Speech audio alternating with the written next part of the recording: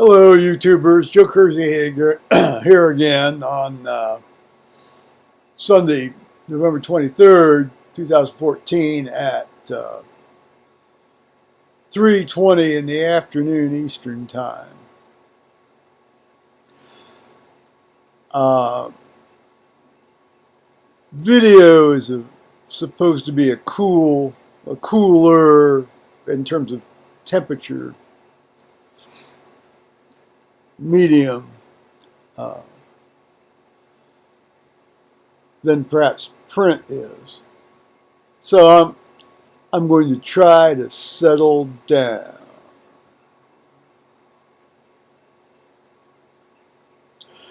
Now today was Christ King Sunday, and this luck had it. I was the first reader, so I did the Old Testament and the prayers, and I was paired with my judge buddy, and we sang some good stuff. Crown him with many crowns, and then lead on, O King Eternal at the recessional, and there were two of the intervening three ones were really good. Well, actually, all three of the intervening three ones are really good. I'd hum some of them for you, but I'm too, frankly, pissed off right now to, all that stuff's flown out of my head.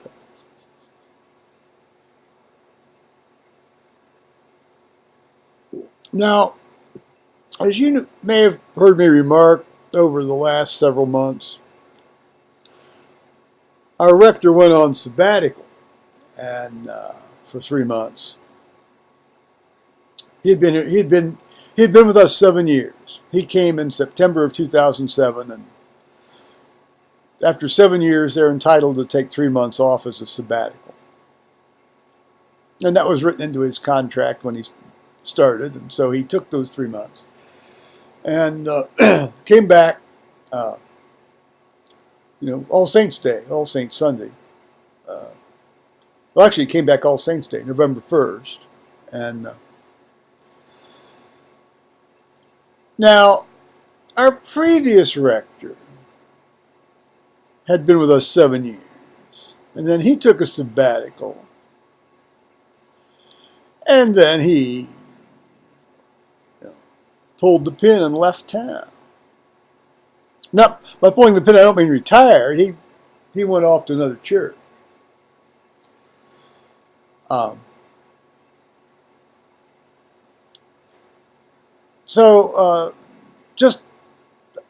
It's about just a little over an hour ago. Got this email from the rector. It was a master blast email to all the church, the whole congregation, and he's decided to accept the call. You gotta love the jargon on this stuff, guys. A call to a church down in Columbus. Well, he's moving to Columbus. Ostensibly, he was moving to Columbus because of his children's schooling, because they went to school in Columbus. I wonder why. Recently switched schools, too.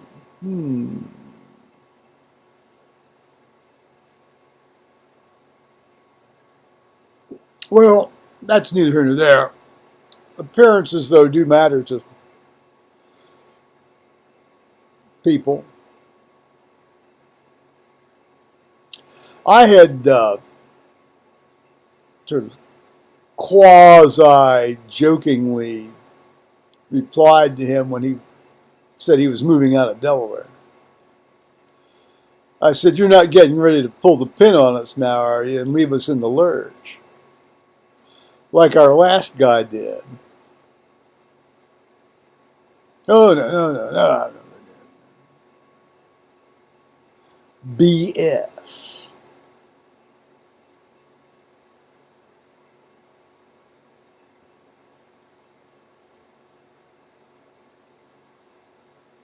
Now, I don't know. we actually have the perfect replacement, sitting right within our midst. This Roseanne Lonsway. If they would but call her.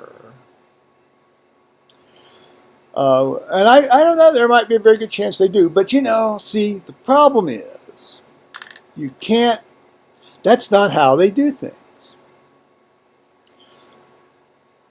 When a rector leaves to answer a call,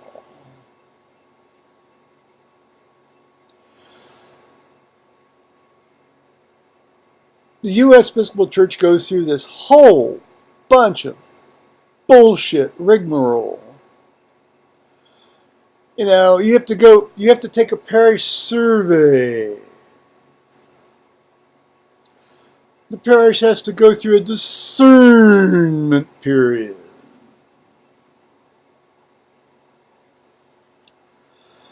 And it goes on and on and on for at least 18 months. It's never shorter than 18 months. Or at least it doesn't seem to ever be shorter than 18 months. I've not heard of it being shorter than 18 months. And then you oftentimes will hire an interim, to be just purely an interim until they discern someone whom to call. That terminology just drives me up the wall.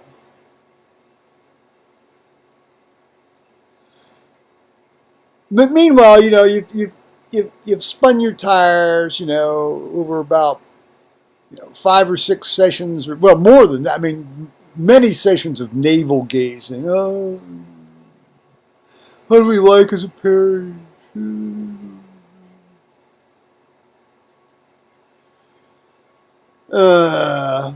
So we'll either get a series of supply priests for a while, and then an interim, or just maybe, again, like I said, we've got the perfect. We can dispel with the interim bit. I mean, as far as I'm concerned, Roseanne can start, January 4th. Because he's leaving at the end of December.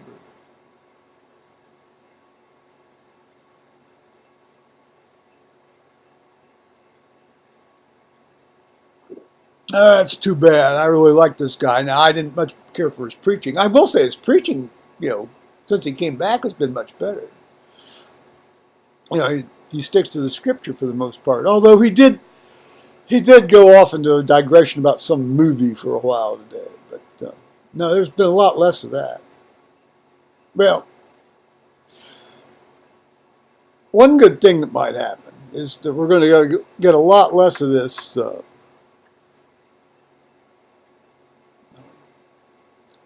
Y'all out there who are Roman Catholics, don't take this the wrong way. You're listening to a fairly hardcore Protestant here. We'll get a lot less of that. Well, I think the idea that it was Christ the King Sunday is a perfect example. I mean, it was created by, I think, Pius XI after the end of the Second World War. This is not a Protestant feast, although it's not a bad idea for one.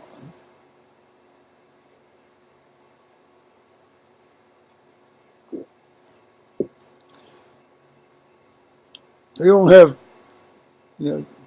it decreases the likelihood of setting the place on fire too, because you won't have these kids walking around with all these torches.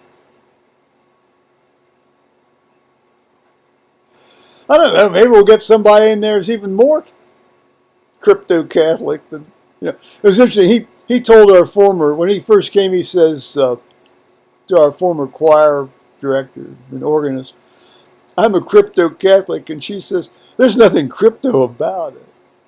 Well, see, he was originally Roman Catholic. And,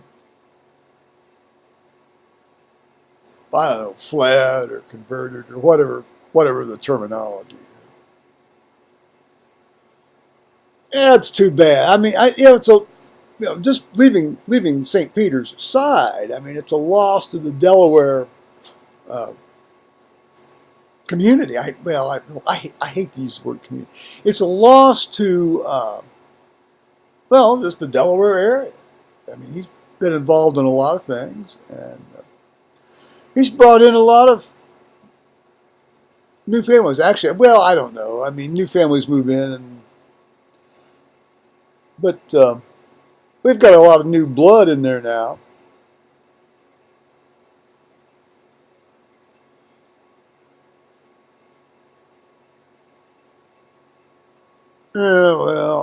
As I said, when I discussed this sort of, when I'd sort of seen the writing on the wall a few weeks ago, I said, nonetheless, you've got to do what you got to do. I mean, you have to. You have to do what's best for you and your family.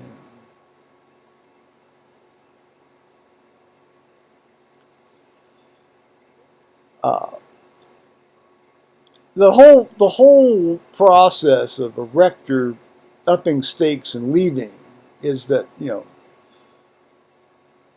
people sort of chug along happily, unsuspectingly, and then all of a sudden it's like wham! It's almost like somebody drove a car into the nave and ran him down or something. It's very traumatic.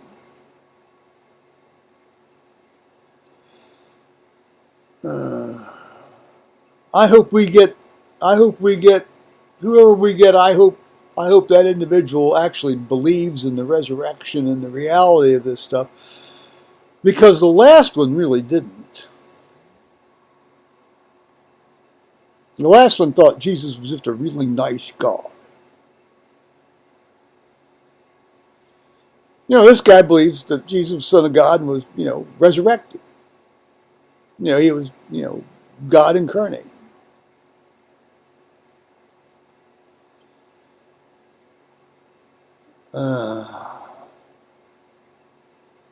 I knew it. I sensed it. I sensed it.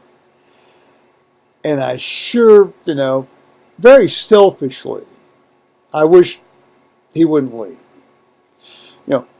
Not because of any sort of special preferment that he's given me or done for me or anything, but just because he's done, he's very good at what he does. And he believes, and despite his sort of lackluster preaching that seems to be improving,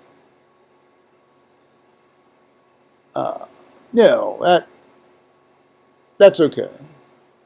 And his extraneous stuff with the ceremony, that's okay. I mean, that's fine. I mean, that's kind of fun, actually.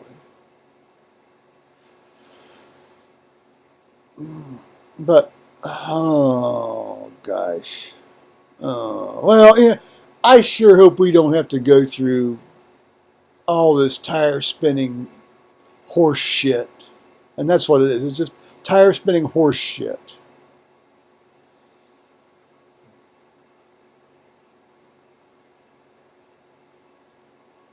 Oh, there'll be a search committee. Well, I'll tell you, those search committees are a lot of work. And that would be an undertaking that even if I were asked to be on one, I would not be able to properly commit to.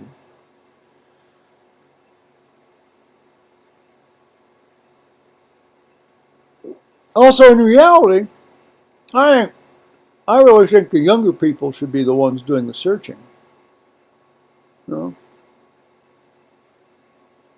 But on the other hand, given that sort of the absolute, I don't know, it's probably the median and the average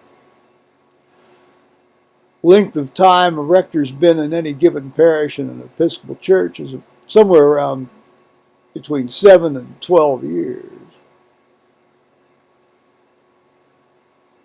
Maybe it doesn't matter if the young people choose a rector.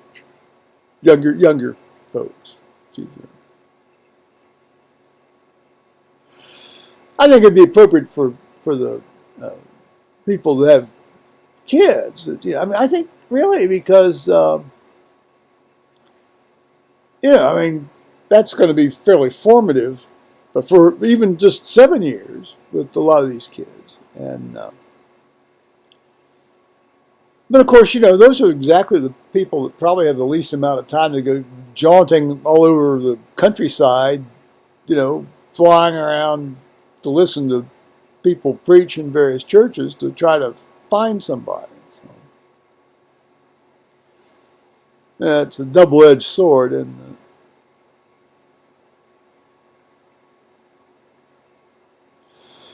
well, that's our little unexpected blow of the day. Well, it could be worse. Church could have gotten struck by lightning and fallen down.